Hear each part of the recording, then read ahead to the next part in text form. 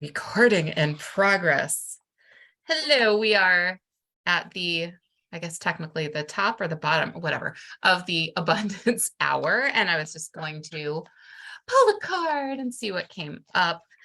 We pulled one earlier that was about taking time to quiet our minds, which seems to have popped up several times recently. And I do actually shuffle. Oh, this is cute. Okay, I'll show you the picture. I don't know if you can see this.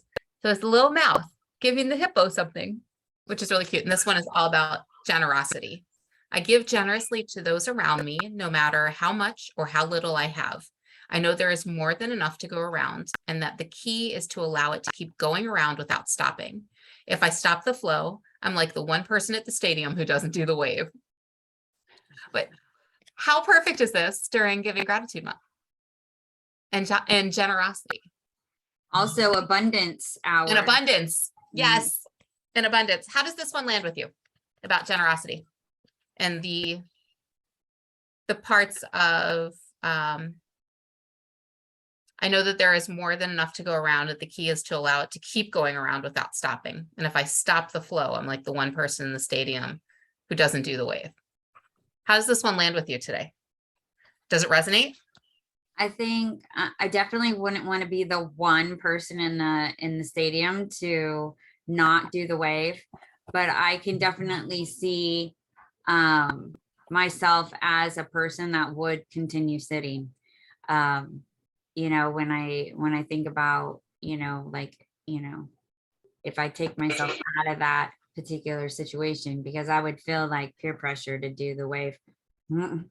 But even if I wanted to do it, I would feel like I needed to do it. But yeah, so it's an interesting thought of putting it into that mind frame.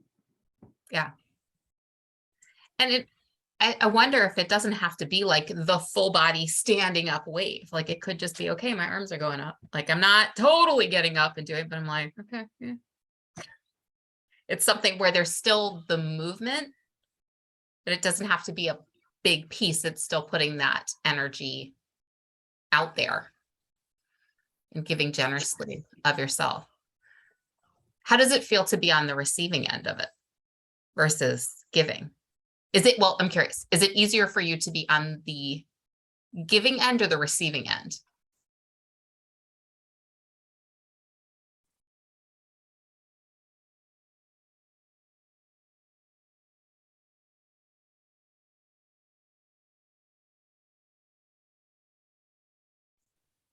I feel more comfortable, I think, being generous than having someone be generous with me. Well, I guess it depends on the person. If my kids are being generous, that would be awesome. Or Jay. But like, like an acquaintance or someone that I'm not really close to, that would feel awkward. Yeah, definitely based on circumstances and also whatever your love language is too, whether it's a act of service or, oh, generous is your essential nature.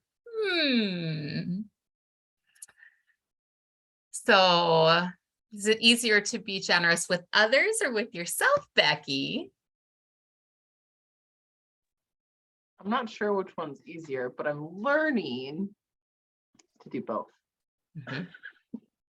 What does it mean to you to be generous with yourself?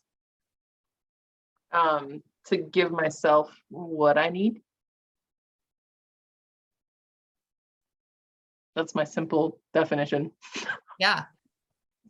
That piece of giving yourself permission to ask for what you need too. Yeah, that's love. That's my definition of loving. And that was this close second for the process that we went through. But I said, but I don't know which one comes first. It's like the chicken before the egg. Which one's the actual, I need to know what I need to give myself. But if I'm not willing to give it, then it won't happen. So generous to me is giving myself what I need. And then the behaviors are right, like sitting with what are the things that I can do? What are the behaviors and the stuff that I can move myself to be generous with myself? Yeah. What does that do for you? So being more generous with yourself and other people, what does that do for you?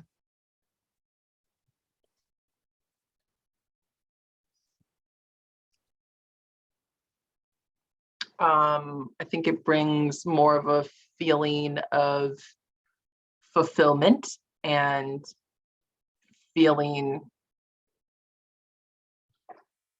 like I mattered in the day.